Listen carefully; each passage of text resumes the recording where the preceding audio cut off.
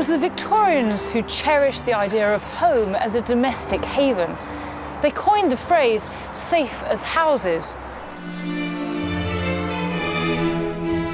And in this age of invention, homes were bursting at the seams with new gadgets, products and conveniences. In the bedroom were the latest beauty products and manufactured clothes, while in the nursery the toys were brand new and factory produced. And for the first time, the stove warmed the entire house. The original home sweet home. But there was a problem. Many of the exciting products and appealing innovations they welcomed into their homes were not just health hazards, they were killers.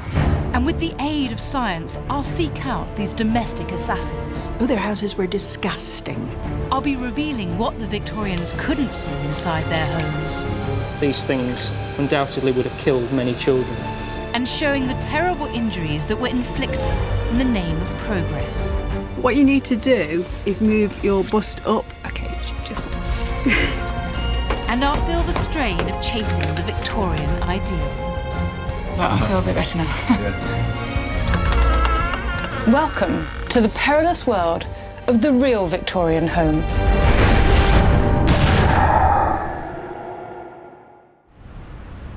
In the second half of the 19th century, cities exploded to house the booming middle classes. In just over 50 years, their number grew from 2.5 million to over 9.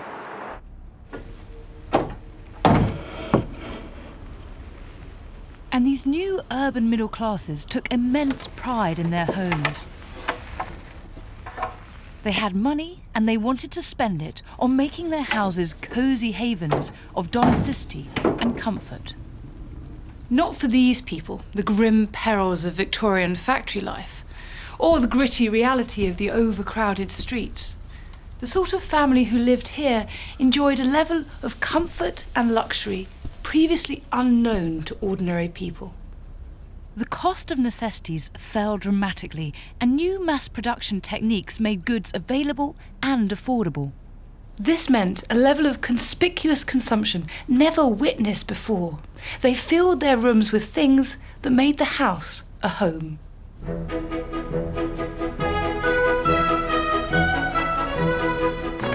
They'd been inspired by the Great Exhibition of 1851, which showcased the latest and the best in gadgets and consumer goods. What had been happening now for the best part of 100 years suddenly crystallized in this extraordinary exhibition. It wasn't so much that it was new as it was just suddenly, boom, in bulk. As the century went on and consumerism began to increase, one of the fascinating things is that the phrase standard of living first appeared.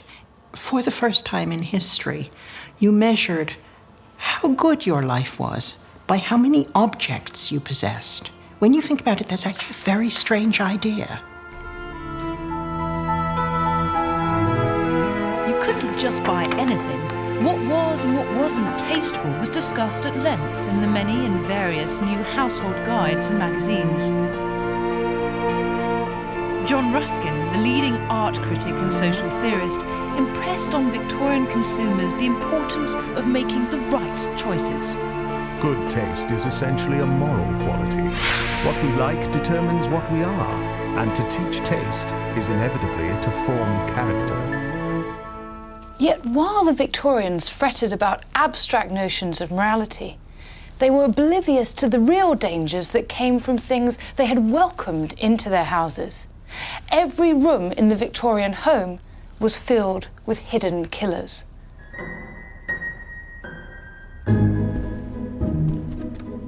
And one of the most dangerous places was the drawing room.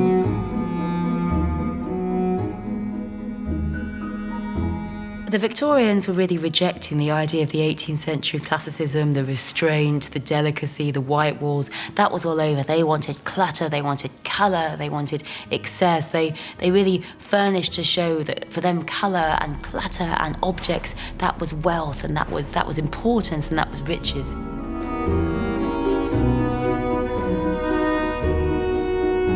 One thing that particularly indicated both good taste and status was wallpaper. The richer the pattern and the darker, more vivid the colour, the better. Why? Because with the introduction of gas lighting for the first time in history, there was enough light in the house for ordinary people to have and enjoy intense colour on their walls. As a result, there was something of a wallpaper craze.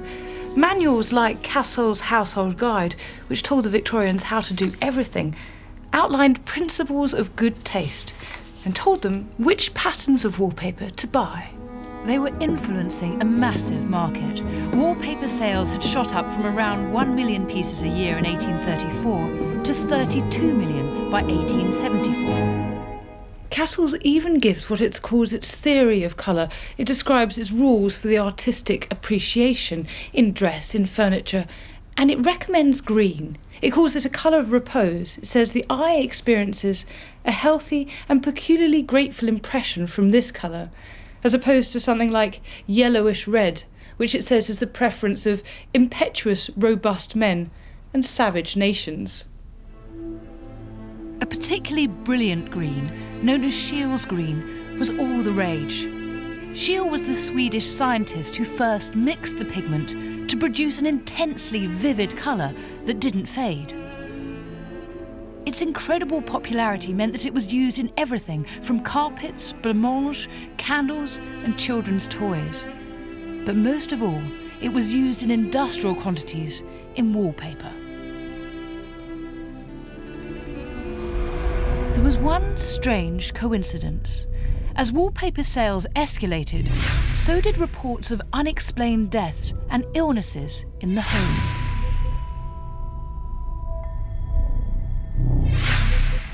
But there was nothing mysterious about it. The magic ingredient that was giving the wallpaper its rich green hue was arsenic.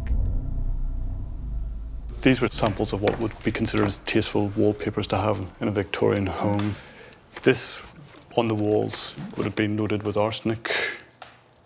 Actually, in the printing of the book, it's also used arsenical dyes. So this book that you're showing me now has arsenic-infused pages? There's quite a lot of arsenic in that.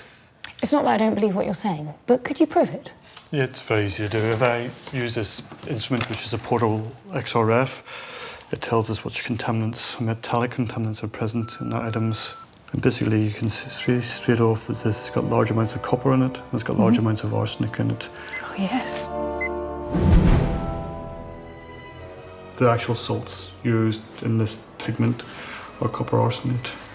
In this book? Is it This safe old for you book? to touch? Probably not. I'll wash my hands afterwards. Modern science can prove the Victorian wallpaper contained arsenic, but this danger wasn't fully understood at the time.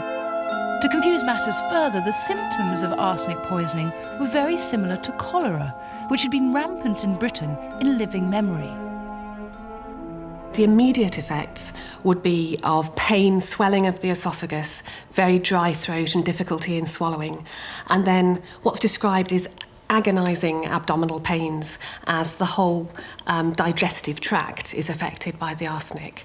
Vomiting, diarrhoea, and sounds terribly unpleasant, and then people would die, which was said to be quite a relief because it was such an agonising way to die. Newspaper headlines continued to report mysterious illnesses and deaths, and links were made with arsenic. In the second half of the 19th century, the newspapers are full of cases like this one. 6-month-old child dies as a result of chewing on a piece of emerald green wallpaper. But even if you hadn't eaten the wallpaper, you weren't safe.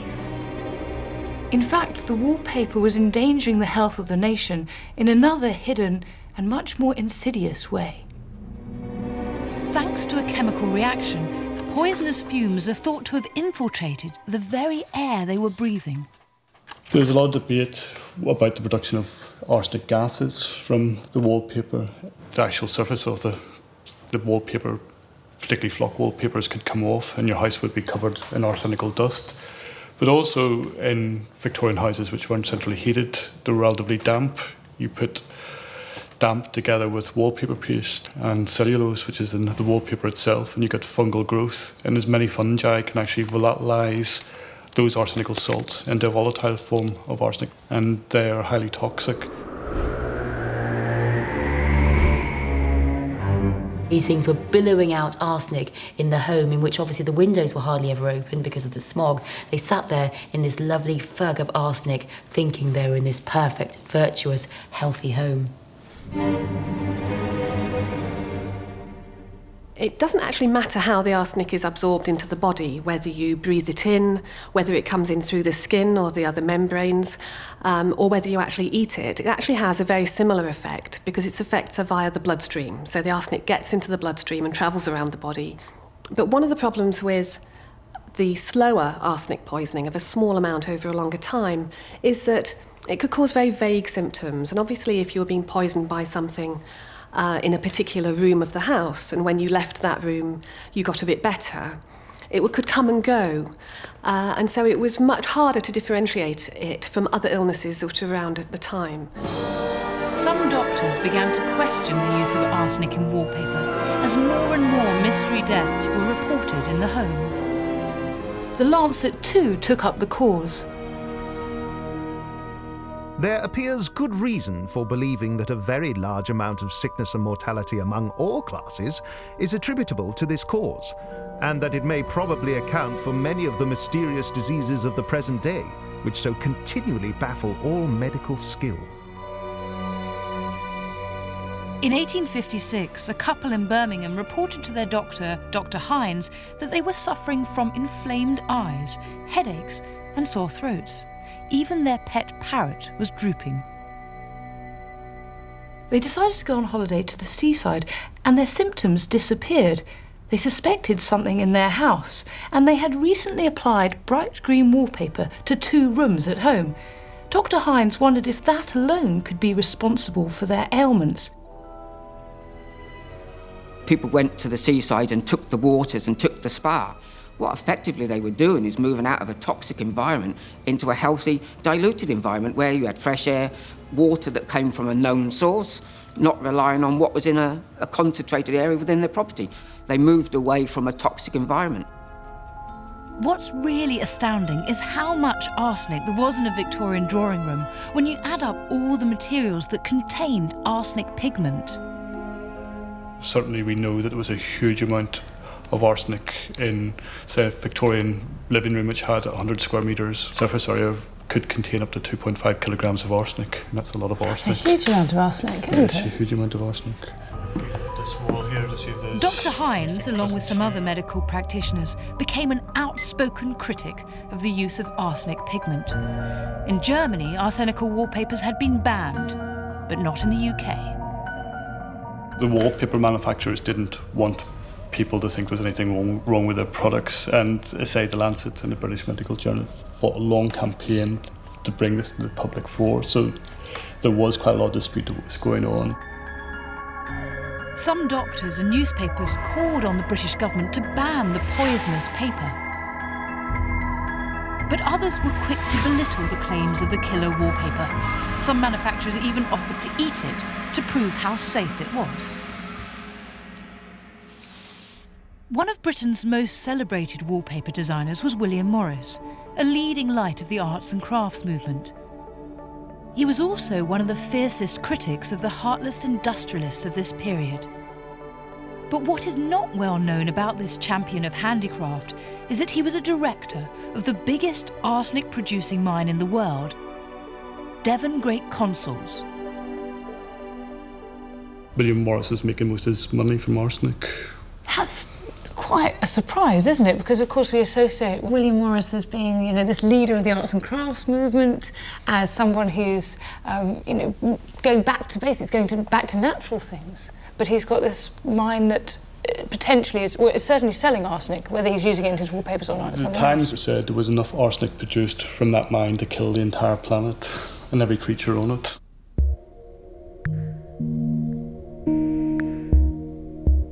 Some of the people who came out with the processes had vested interests in other locations, that they would own arsenic mines, they would own areas where it was in their interest to include arsenic into paints, dyes, whatever.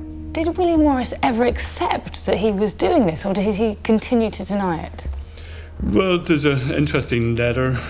There was a customer complaining that the wallpaper was poisoning him and his family. And basically, William Morris said it was witch fever. So that was the sole utterance we have. That it was witch fever? In other words, he thought he was being accused of something that just wasn't true? Well, he was just saying it was, these doctors were saying, arsenical wallpapers were killing people and damaging people's health. And he was just saying, it's mumbo-jumbo, basically what he was saying.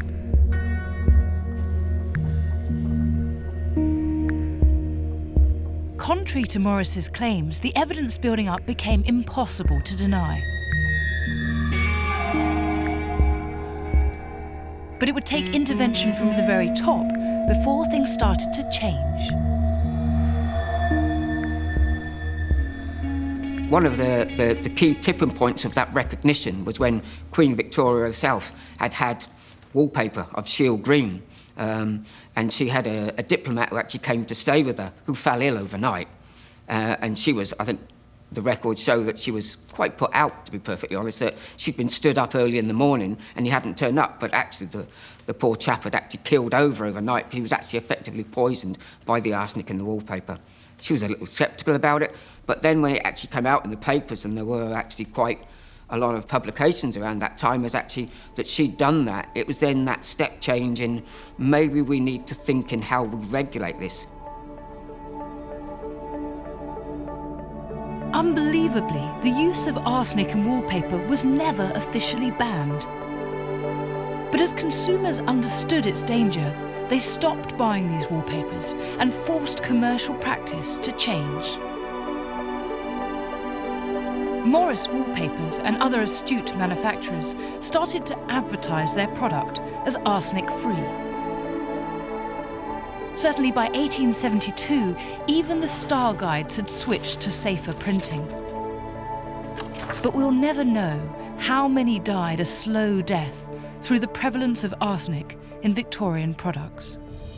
I cannot see that having this amount of arsenic dust floating around a Victorian home wouldn't lead to chronic health problems. It's a class 1 carcinogen, it's a human carcinogen, so years of exposure to this would have led to cancers, basically.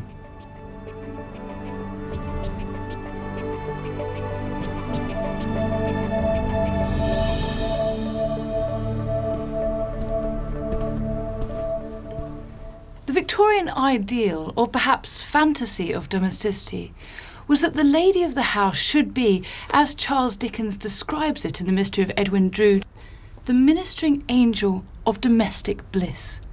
Victorian women were encouraged to make their home a reassuring sanctuary for their husbands, away from the jealousies, cares, and dangers of working life. The idea of the angel of the house was obviously a literary creation, but it tapped in completely to what the Victorians essentially wanted. It was a movement away from the fact that in the 18th century, usually father and mother had pitched in together in the business. With the professionalisation, the growth of factories, the home was away from the place of work, so the home became this ideal place of perfection and taste, this bubble, enclosed bubble of purity. As the home became an ideal, it needed to be protected and nurtured, and therefore buying things for the home, creating things for the home, came to be seen as the woman's occupation. The men went out there conquering the empire, the women stayed at home and kept things pure. Women were expected not only to create the perfect home, the lady of the house had to measure up as well. Our next danger in this house is in the bedroom. The pursuit of this feminine ideal wasn't entirely safe. Lurking in many beautifying products were harmful toxins.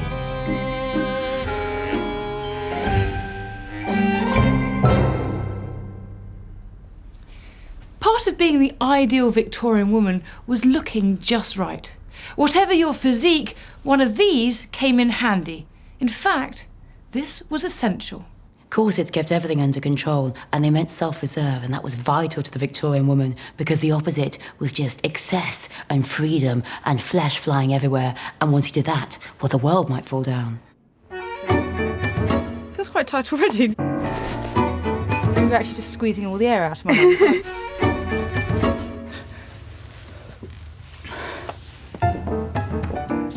Nicole looks after one of the biggest corset collections in the country.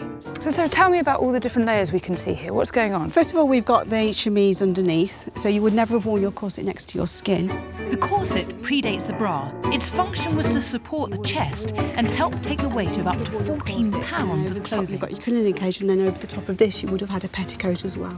That's sort of 5 garments before you've even got to your outerwear. It is, yes. So this is part of the Symington. The Symington factory manufactured corsets that were affordable for everybody. They did all of their own artwork and printing for all their box tops for their corsets. It's just beautiful. It may look beautiful, but women were unwittingly paying a terrible price. In the 1860s and 70s, corsetry became increasingly extreme. By the mid-19th century, the ideal female form, the corseted female form, was everywhere in newspapers, magazines, journals aimed at women. And this celebrity, the actresses had it, the dancers had it, but particularly these fashion plates had it, this impossible figure. I mean, they were drawn simply because no woman would look like that.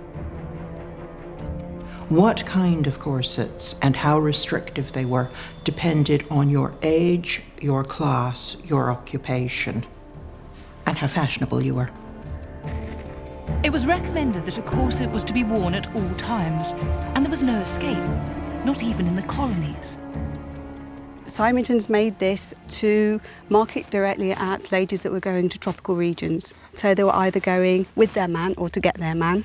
It's called the ventilated corset. For obvious reasons, it has the centre section removed. There were women wearing this in all parts of the British Empire, whatever the weather. Yes, and you were regarded as a loose woman if you didn't wear your corset. It demonstrated their character, and it demonstrated that they were fine and upright citizens and, you know, fit for the British Empire. These robust cages of whalebone and steel were turned into potential killers by one surprisingly small technological advance: the metal eyelet. What difference does that make? It allows people, if they want to tight lace their corset without the fabric pulling away.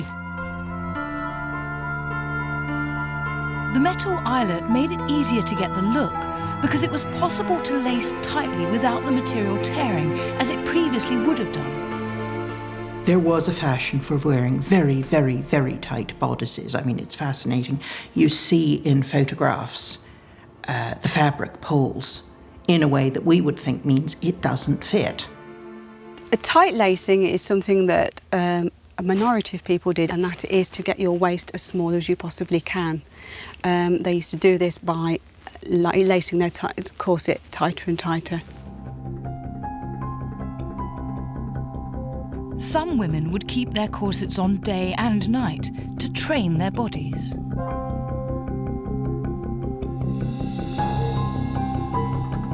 So what are the effects of a corset on the body in the long term?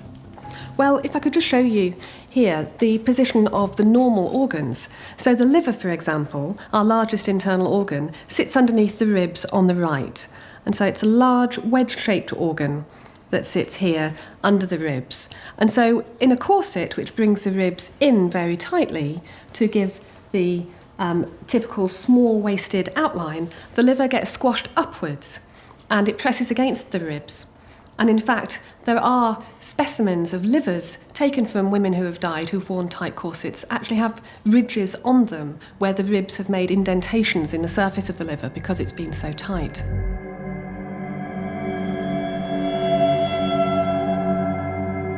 And another organ that may be affected by a tight corset is the stomach. That sits here, underneath the rib cage, and so if the rib cage is pulled in by the corset, the stomach is pushed downwards into the abdominal cavity, and that would then have an effect on the rest of the abdominal organs, which would be pushed down. This is a pregnancy corset from 1885. Some women even wore corsets when pregnant, a particular choice came for women about the corset is when they fell pregnant, because many husbands complained they didn't want their baby's head shaped and moulded, but there were women who continued to wear corsets through pregnancy, which, there's no way at all that is possibly good for the baby. One of the problems with corsets after pregnancy, particularly if women had a lot of babies, was that of prolapse of the uterus. The pelvic floor muscles having been weakened during childbirth, and then a very tight corset that increases the pressure in the abdomen, forcing all the organs down. So that would have been a very unwanted side effect of wearing tight corsets. Now it's my turn. I've got it a little bit tighter. I don't know whether you can feel that I've got it any tighter. Yeah, I can feel it. Yep. I confess I felt delighted to have a smaller waist. Oh, result! Yes. I can see why they did it now. 24 inches, look. 24 3/4. The Victorian household guides even advised on suitable exercises for a lady. I'm just exhausted after doing just that. I'm not really that unfit, honestly. Or am I? We're going to use sports science equipment with Matt Ferber to measure the effect of the corset on my body. Yep, I'm happy. You happy? Yep. Yeah, as happy as you can be. First, I have to give him a baseline of fitness without the corset. I exercise for 6 minutes.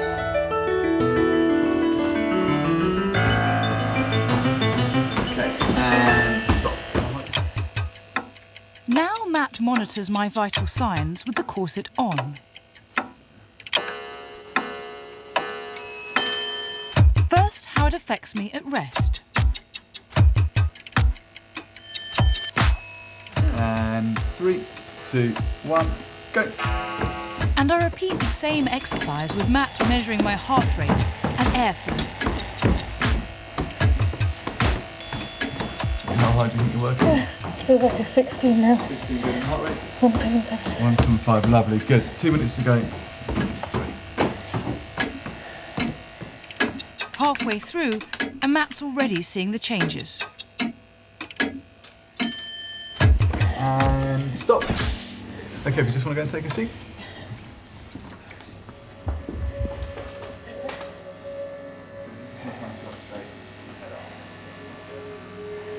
Feel okay, no, lightheaded? I'm a bit lightheaded. Worse than last time? Yeah. I feel close to fainting, and it takes 2 minutes for my head to clear, and I'm not even tight-laced. Breathing okay? Yeah. Yeah. Okay, last 10 seconds. Excellent. Well done. You're free. Yeah. So what happened? Is that right? Let's get this off you as well. What can science reveal about the effects of a corset? So in terms of the rate in which you're breathing, Look at that. so even at rest you can see, so you got the red line is when you're wearing your corset and the blue line is not when you're not wearing your corset. So you see even at rest when you're sitting down, you're breathing in the corset of around about 23, 24 breaths per minute, whereas when you didn't have the corset on, you were down at about 14 breaths per minute. So it shows that even at rest, the corset is really restricting. And then when it actually comes to when you're doing the exercise, and you can see with your figures, with the corset on, your tidal volume, so the amount of air you're getting every breath is a lot lower. So you're breathing approximately 200 to 300 mils less every single breath with the corset on. Gosh. Yeah. So that's why at the end I felt like I was really fighting to get in air. Absolutely. Really with these figures you can really see the impact the corset, the restriction the corset's having. You're basically hyperventilating in the corset. That's kind of what's happening because you're breathing an awful lot faster, over 10 breaths per minute. It's an extra 25% faster wearing a corset. I've proved it's damaging, but could it be a killer? That chronic underperfusion, not getting enough air down into the bottom of the lungs, could cause problems. It predisposes to infections like pneumonia, and that was something that a very tight corset, worn for many hours a day, could cause problems with. If a woman had an underlying problem, it could exacerbate it. So, for example, if a young girl had rickets from vitamin D deficiency, she'd have soft bones that were still developing, and they could be distorted very much by wearing a tight corset. there are stories of the ribs breaking and piercing the lung underneath, which could be fatal. As the century wore on, the corset became the focus of a huge debate. Women's possibilities for activity became much larger over the 19th century. By the end of the 19th century, there was nothing unvirtuous in going around on your bicycle, in walking freely. And so this really wasn't very practical for them to be wearing corsets. I mean, this simply didn't work. And increasingly, women began to say, these are pointless, they're just getting in the way. You know, I'm spending hours in the morning getting myself into the corset when I could be doing something far more useful. It really also coincided with the growth of the votes for women, the idea that women were equal citizens. So if they're equal citizens demanding the vote, they shouldn't be treated as some kind of excessive ornament that are there to be looked at and there to be admired and are ruining their health just so they look right for men. The campaign for change was spearheaded by the Rational Dress Society, established in 1881. Constance Wilde, wife of Oscar, edited the Rational Dress Gazette. The Rational Dress Society protests against the introduction of any fashion in dress that either deforms the figure, impedes the movement of the body, or in any way tends to injure health. By the 1890s, some manufacturers had started to respond to demands for looser clothing. Yet one thing will probably never disappear: the temptation to conform to an ideal of beauty, whatever the cost. Why did women carry on wearing corsets? Well, for exactly the same reason as I was delighted to have a 24-inch waist. It was psychologically rewarding, even if physically it could take its toll. The idea of that S-shaped figure, we are completely enthralled to it even now. So I don't think that we can really look back on the Victorians and say, oh my goodness, weren't they silly, fainting when they sang, falling all over the place because they wore corsets. I don't think we can say we're that necessarily that far away. I'm on the trail of the next household danger. I'm heading to the kitchen.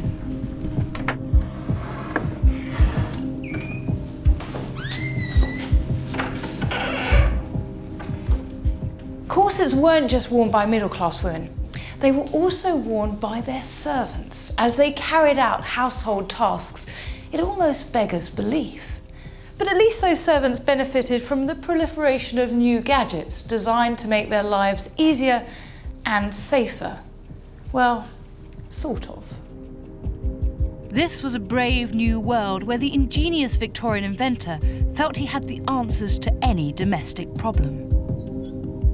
But many of these inventions were difficult to use and proved to be dangerous, and people were untrained in how to use them.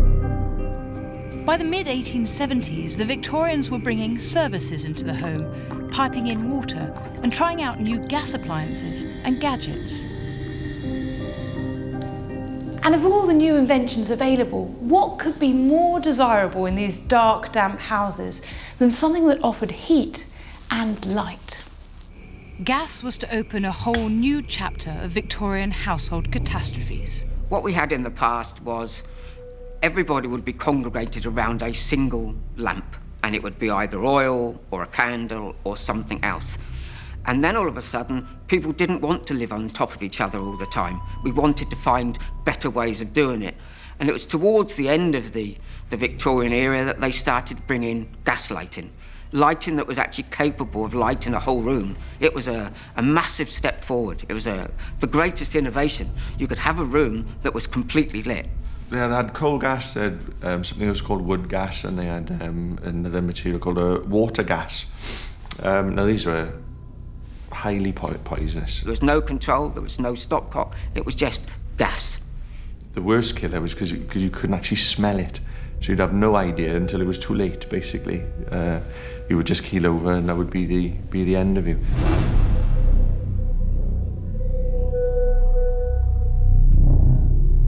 In the second half of the 19th century, the papers, everything from the Worcester Evening News to the Western Gazette, are full of stories of people dying horribly.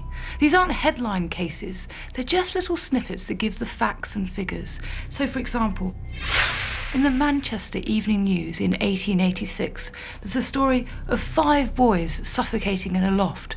Or there's this one from the Sheffield Independent, 1872. A lady was found confined in a bedroom with her infant and its nurse, and it says she must have unconsciously deranged the joint of the gas stove. thus permitting an escape of gas. All 3 were found apparently lifeless. But why were such cases so widespread? It may seem obvious to us now, but at the time the dangers of gas were not known to the man in the street. And the gas company's adverts didn't help matters. Some of the major gas companies coming out with misnomers that gas was actually good for people, that you could actually have a room full of gas and walk in there with a naked light and it would be perfectly safe. Gas companies were popping up all over the place. You couldn't walk a block in London without seeing a gas company. The rivalry was just huge. But of course, with rivalry comes cost cutting. What you also had at the time was unscrupulous activities going on between gas suppliers, where they would actually sabotage their opponents or their competitors by actually dropping the pressure. To save money, companies would reduce their own gas supply to customers at night. The gas lamp would actually just flicker away and then blow out in the middle of the night. And then the gas would just seep into your home and you wouldn't be waking up in the morning.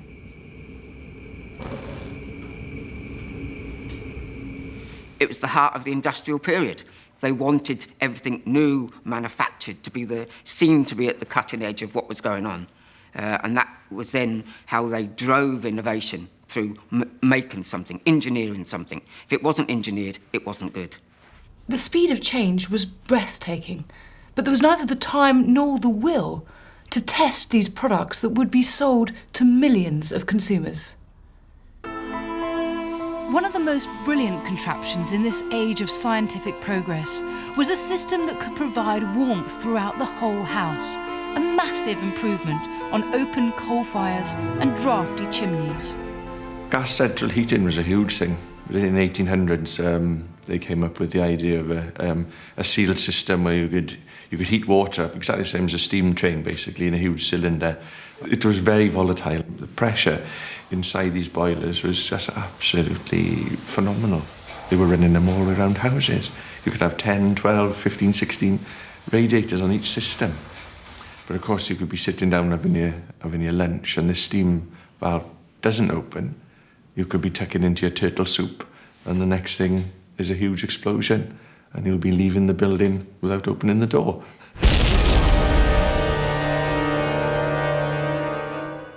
The pressure was just huge, so it was only ever going to end up in one story, really. It was going to be an accident and people will die. The main problem was that they didn't understand the dangers of what they were doing. Gas and cast iron hadn't been used in this way in the home before. When they were actually doing the casting, it was at the very forefront of that technology, of understanding that weaknesses and flaws in that casting could actually cause problems further down the line. The inventive Victorian engineer, having tackled heat and light, now turned his attention to cooking stoves. What could be so dangerous about a stove like this? With an open system, when you had the coal and the massive flue with the smoke pouring up the chimney, ventilation was superb because the air would run through the kitchen, straight up the chimney, take all the smoke away. But when they sort of encompassed it into a sealed container, they had problems with pressure and they had problems with getting rid of the smoke because the actual ventilation and the draft, there wasn't one to go through the system to take the smoke away. So inevitably the kitchens become really smoky. And of course this could lead to anything up to suffocation. If you avoided suffocating in the smoky kitchen, you still had a potential problem. They made sealed units and poured hot water into them and used them sort of like the modern day kettle. And of course this was a boiling pot. And of course it had no release valves or anything like that. And of course these stoves were just exploding.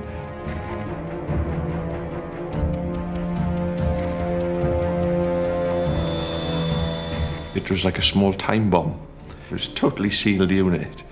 They didn't understand the pressures and what happened when you introduced oxygen, and these huge catastrophic explosions in kitchens. Towards the end of the Victorian era, a new power source gradually came into play. They were starting to turn away from gas because it was so volatile and go towards electricity, basically. But electricity was a killer as well. It wasn't 100% safe when they were, first coming up with these ideas of light bulbs, and because you mix electricity with gas, so you bring your electric lights in. We've still got your gas cooker, and these gas cookers were left on. The joint still corroded, broke down, and let gas escape. And of course, you'd come down in the morning and turn your wonderful new electric light on, and that's the first thing that explodes is your gas cooker. So the two of them, they weren't to go together. It was a recipe for disaster again.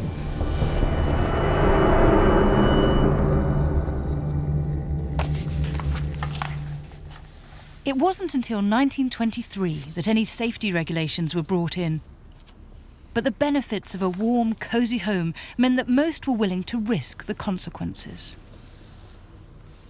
Invention was running 100 miles an hour, and we just weren't quick enough to keep up with, or the fitters, or we weren't skilled enough to keep up with it. But the amount of deaths that happen through negligence, not just through not understanding about the material you're using, was huge.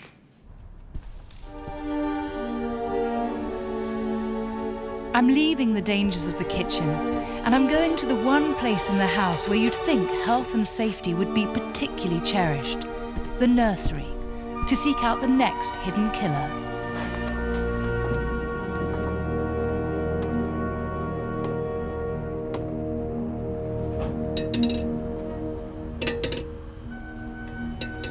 The new consumer culture even extended as far as providing entertainment for children. Surely that wouldn't be a problem, would it? Alarmingly, despite all the progress, 154,000 infants under the age of 1 died annually between 1880 and 1890. And so a surviving child was an important one, and their interests were indulged. Childhood was expanded more than ever before. I mean, girls were at home for a very long time, virtuous young ladies. Lord Shaftesbury saying children shouldn't work excessively in factories. The idea of childhood became sacrosanct. In the Victorian world, this meant a new consumer market to target. Manufacturers absolutely poured goods for the child into the shops, and people snapped them up. This was a time when Christmas was essentially invented as a child's festival, at a time when children received presents and children were spoiled. But it was this indulgence that was now endangering children. And toys were the problem. Anything that was coloured or pigmented would have had high levels of a toxic metal in it. And even if it was white, it wasn't safe, so there was large levels of lead in white painted objects. Lead is a very poisonous substance, and there's no amount of lead that is safe for your body. Even the tiniest amount of it can be detrimental. And obviously children being much smaller, and also because they're developing and lead damages the nervous system, are much more susceptible to lead poisoning. And unfortunately, it's typically children who were poisoned by lead, partly because it was used for things like lead soldiers and for painting children's toys, but also because of the children's habit of licking and putting things in their mouth. Anything they would chew or lick or would potentially flake off on them, and they get handled, put it on their hands, they'll then put their hands in their mouth, little flakes of lead. Unlike a lot of poisons which have an unpleasant taste, lead is not unpleasant, and so just by licking it wouldn't put a child off.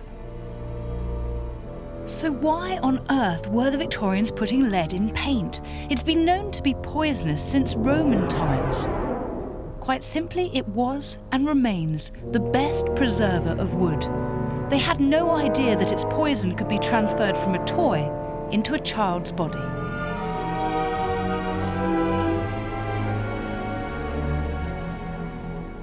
Some of the first abnormalities that might be found would be developmental ones. So the child may not develop as normal and may have behavioural problems.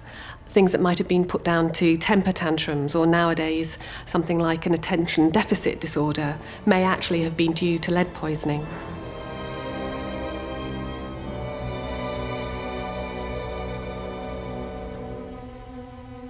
Almost impossible to identify if you can't test the levels of lead, because it's just the way in which that particular child is developing, and who knows what their potential would have been had they not been exposed to lead.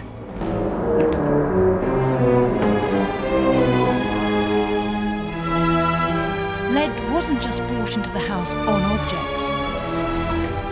It was in the very fabric of the home, on painted surfaces. We have a look at this door frame. I suspect there probably is lead in this. And lead was ubiquitous in the Victorian house for providing white gloss paint that you might find on every wooden painted item would have been used with lead. We can have a look at this piece of woodwork and see what's present in this as well. You can see immediately there's quite a lot of lead. There's 3,000 ppm of lead in that. Because it's been stripped, it's probably just against traces of old lead paint before the old paintwork was taken off. In the late 19th century, lead poisoning was rife, but it was difficult to detect. Lead poisoning could cause anemia. It's often described that people had a grey pallor, a sort of very unhealthy look. But one way which is identified by physician Dr. Henry Burton in 1840 was something called Burton's lines, which was a bluey-grey line at the base of the gums, just at the top of the teeth, that gave a very characteristic mark that was a sign of lead poisoning. Although by the time you identified that line, it was probably too late to undo some of the effects that the lead is likely to have had by then. Despite the gruesome evidence, the government did nothing. It was not until the 1920s that white lead was banned in indoor paint products in Sweden, Czechoslovakia, Austria, Poland, Spain, Finland and Norway, but not Britain. Amazingly, it wasn't until the 1970s, more than 100 years after the problem had been identified, that the British government finally passed legislation to control the lead content of household paint. Even today, lead paint in old houses still poses a risk. But there was an even bigger threat. I'm on the hunt for our last and possibly our greatest hidden killer, and again, one invisible to the Victorian eye. Infant mortality rates in Victorian Britain were terrifyingly high. As many as 15% of all babies died in their first year of life. And often the cause was an unexpected one, Mummy's Little Helper.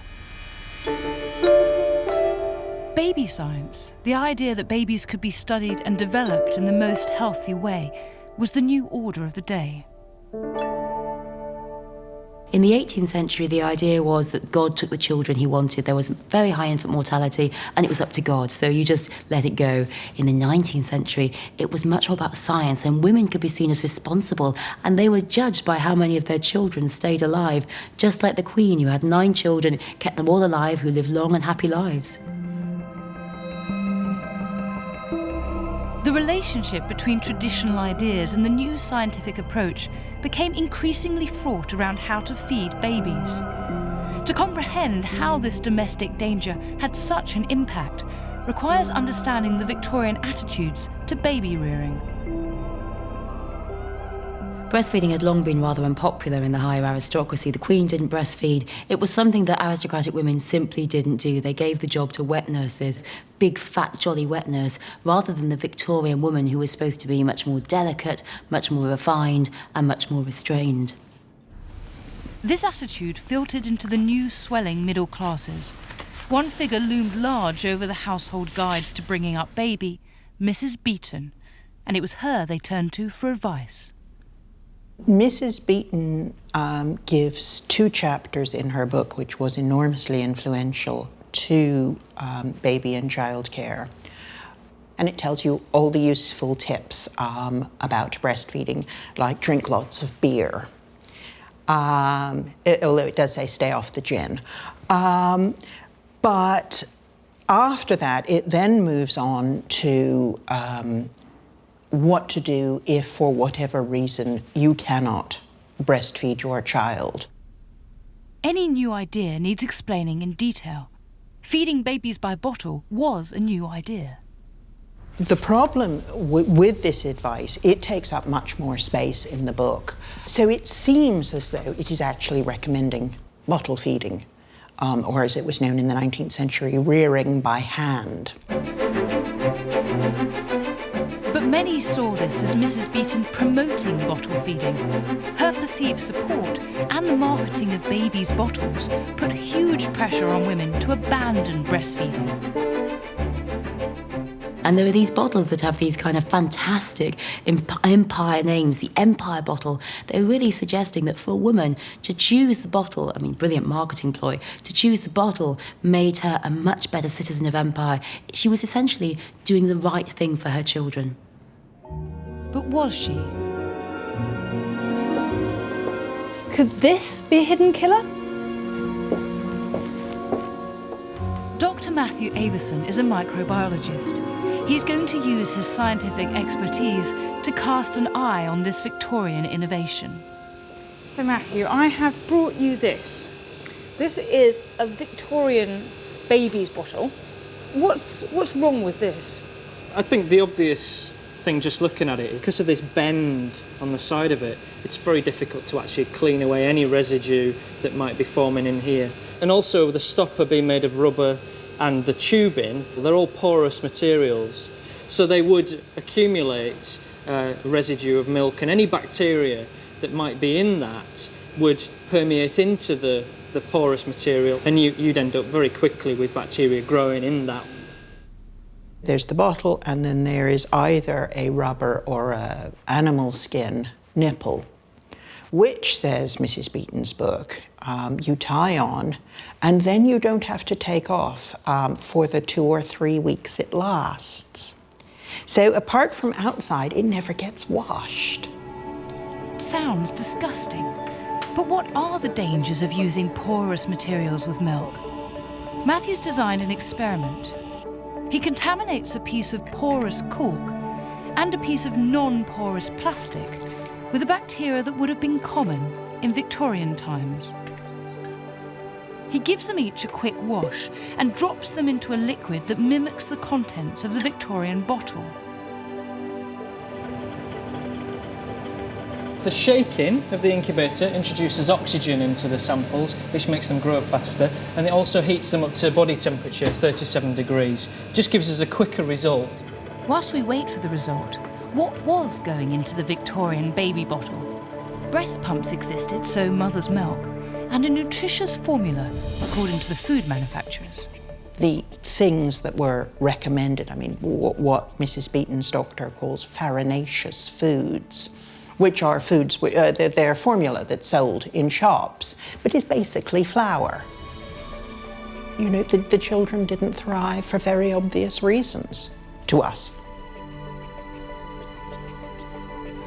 Did they have an idea about bacteria? In the 1890s, say, when this feeding bottle was invented? Also, around about that time, they've probably, scientists are going to have made discoveries about the link between the bacterial colonisation of substances and disease. So there are many examples of that.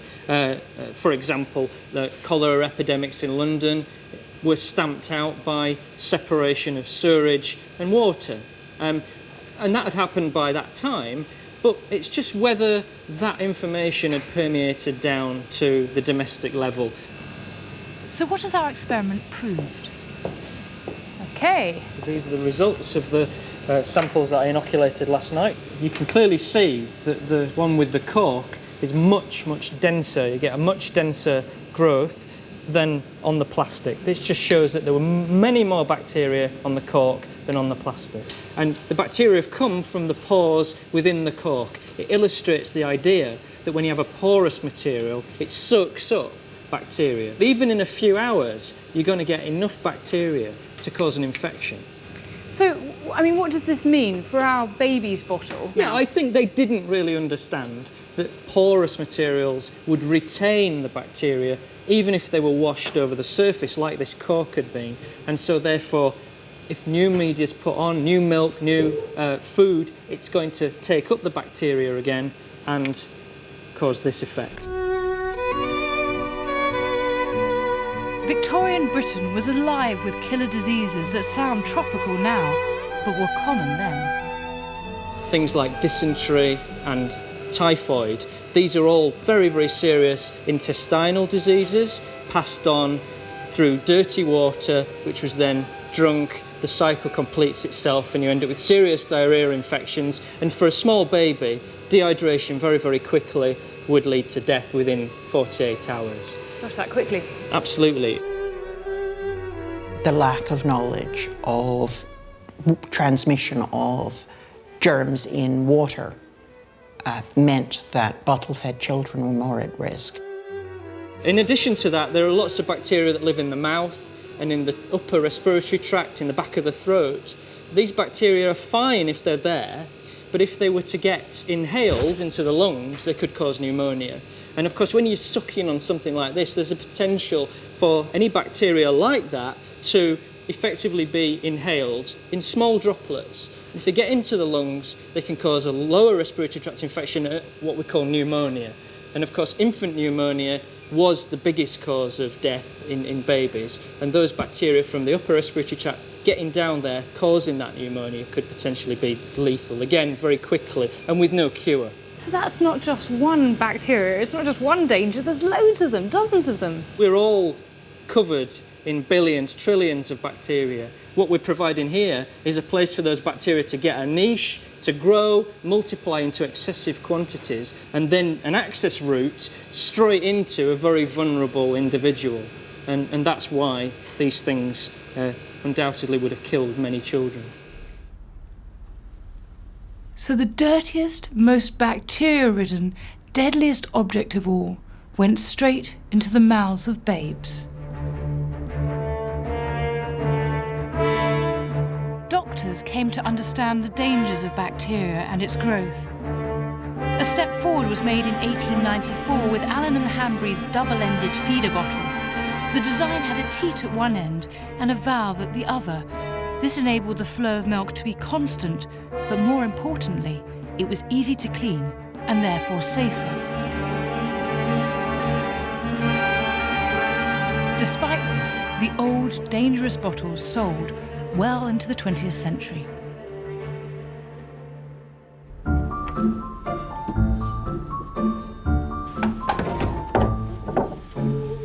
It may be true that our hidden killers, the poisonous wallpaper, killer corsets, dangerous paint, exploding stoves, and infested babies' bottles, damaged the Victorians' prized ideal of the safe and secure home. Yet this was an extraordinary age, so full of innovations, even if there was a price to pay. History, as ever, is a case of 2 steps forward and 1 step back. And although progress was not without sacrifice, we still have their legacy. We still live in their houses. We may think that we're over-regulated today, that health and safety has gone too far.